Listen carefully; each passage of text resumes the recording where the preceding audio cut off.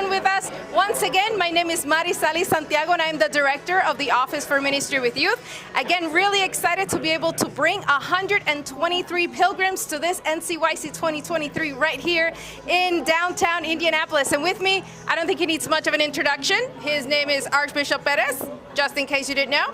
And with us, actually a new face, and a face you want to know and you want to meet someday, Christina Lamas, the Executive Director of the National Federation for Catholic Youth Ministry, NFCYM.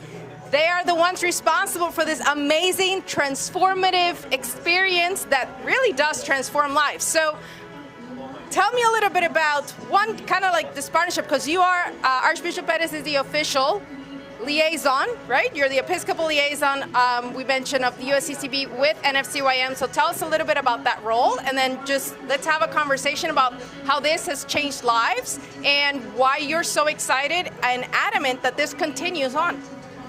So it's just a great joy to work with Christina and the board of NFCYM. You see the fruit of what they do right behind us, 12,000 young souls getting together for Christ and for the church and for the world. And that is the mission of NFCYM. And Christina is certainly a powerhouse for the country and for youth ministers and youth all over the country. So I'll let her talk about her incredible mission. Well, thank you, Archbishop Pérez. It's not just myself, but there are hundreds and hundreds of adult volunteers, many who have traveled hours and hours to come to Indianapolis to experience NCYC. And when you're here, there is no doubt that the church, the young church, is alive. There's filled with hope and love and a strong desire to encounter Christ. And so we are grateful for all the adults that have made this possible, and for the young people who have come with an open heart and desire to fill it with Christ's love. And one of the beautiful things about NFCYM is not just the draw of adults into, like yesterday we were talking about the mystery of the person, right? Like how we are created we are created as mysteries, right? To kind of behold and to encounter Christ through each one. But it also allows, so this opportunity of NFCYM allows us also to encounter that mystery through liturgy. Like liturgy is so important and so key to living the faith here at NFCYM. And also it brings in that sense, not just the liturgy, but the whole church through its bishops, right? So if we span around the camera, you can see there's, just wave if you're a bishop. There's one over there. We have another one back there. We have priests over here. We have religious. We have a couple of ministers, directors. There's some youth that you will see that are somewhere in the back there. I mean, it's an incredible experience of what it really means to be church, and how that really is such a powerful thing to experience as a young person. Did you guys, in any way, shape, or form, when you were young, have that kind of encounter, which in a way has inspired you to be here today? Well, yeah, actually, at a youth retreat where you encounter Christ, really for the kind of the first. I was baptized, cradle Catholic, all that, right? But there's a difference between kind of that and then having that personal encounter with Christ, and from that moment, then you're never the same. You're just never the same. Absolutely. How about you, Miss Christina? I was a little jealous because I didn't get to experience it until I was an adult. And so I wish I would have had this experience as a young person. But I am grateful for what I had as a young person, because my parish embraced me, and we were able to have retreats. We were able to have opportunities to have those close encounters with Christ that prepared me when I did experience a World Youth Day or experienced an NCYC. And then just makes me want to encourage other young people to have that experience, because when you can see yourself outside of your parish community, you can see yourself in your diocese, you can see yourself as in a bigger community, you realize that it's not just yourself, but there are many people who believe and want the same desire as you, and there's nothing better to experience it with a friend. And I think also something you bring up is it's never too late, no, right? No. And the importance of just cultivating and helping the Spirit till the soil, right? So when the seed falls, it holds, right? And it stays. And young people are so key to this. So I am, not that I'm kicking them off, but I am going to bring in the National Youth Advisory Council Teens, which is a direct response of Pope Francis's Christus Vivit, to have young people truly be the protagonists of their faith. And so I'm bringing them on board. There's one missing. Sam, We love you. Sam, we hope you feel better. And we will see you when you're home. In case you don't know, Sam from Bishop Shanahan from Philadelphia is one of the members of the National Youth Advisory Council. So guys, what's it like? This is your second NCYC where you're like involved. Tell them when we took them to see the Pope. Oh, yeah. Well, I'll let them tell. So who was? They're going to tell us how we had 2 weeks to prepare to see the Pope, how they had to prepare a message from young people. They had to talk to friends, gather information, put it in a succinct, quick way, and then literally just say it to Pope Francis as he was sitting right before us. So where do we start? Do we start with Pope or do we start with NCYC? You're next to me. You're it. All right. Well, I guess we can start off with like the Pope. We did get the opportunity to go to Italy. It was such a beautiful experience, and we went with the purpose of receiving a message from him for the youth of the United States. I was so happy to be there. We were all very pumped, and the message that we received was to live your life with joy, happiness, and never lose that joy, because with joy and happiness, life is just so much better. It is so much better. You get to experience life at a different level, and it's just more enjoyable. It's much easier to express yourself. It's much easier to create bonds, new friendships, and just simply an amazing way to live your life. Joy is magnetic. It is. And actually, as Pope Francis said in World Youth Day, joy is missionary, right? Anyone else? Oh, go. Yes. So we didn't have a lot of time to prepare for the to go our visit with Meet the Pope. We had basically 2 weeks. We got together with our archdiocese, our schools, our community, and sort of see what the youth wanted from Pope Francis, what we wanted to ask him and wanted to ask of him. And then, well, we brought him some gifts. We made him a friendship bracelet. And then we also made him a prayer card in Spanish and English so he was able to read it. And then, well, we were able to receive his message of joy. And that's how we've been living out our life since then. And we'll continue to live it for a long time. Tanya actually put the bracelet on the Pope. So yeah, it had four different strands. So it was blue for wisdom, white for purity, green for unity. We each made our own friendship bracelets with the green strand, and then yellow for joy, not knowing that would be his message. Tell us about NCYC and your experience last year, this year, as on stage.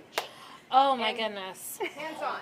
Honestly, I thought it would be so scary. You know, there's so many people. But, like, the crazy thing is, like, the lights are so bright, they, like, literally sear into your eyes, so you can't even see anything. So it's like, oh my gosh, there's literally no one there. But, so that's not as terrifying as anticipated. But it's really cool just to get to be a part of something so special and unique.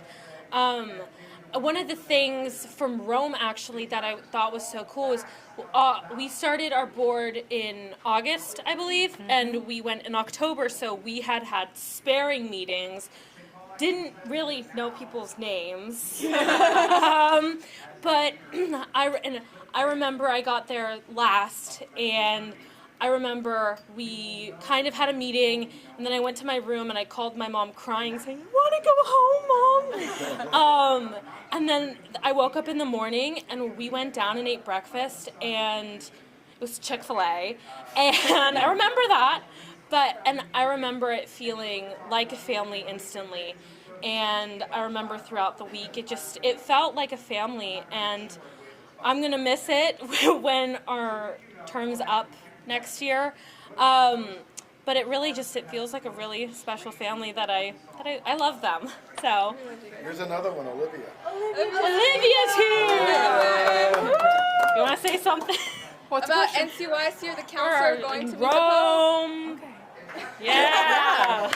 And what always surprises me about when I get together with these guys is that it's no matter if I haven't seen them in a year and a month, or I've never even met them before, they're just so welcoming. And the things that we've been able to do together have been some of the most amazing experiences of my life. Like coming here and getting to speak, or going to Rome, and that entire week was it was a whirlwind of of amazing experiences, good food, and great mission. So that's been my experience at the council. Yes.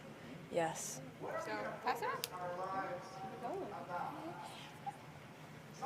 It was just really a great experience, and just a great experience to share with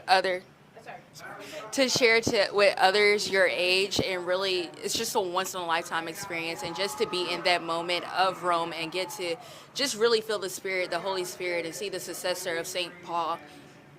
Peter, I'm so sorry. St. Peter, and just see the Word, the living Word, and just actually be the living Word. It's just great. I guess it's me. I mean, each NCYC has been different physically for me.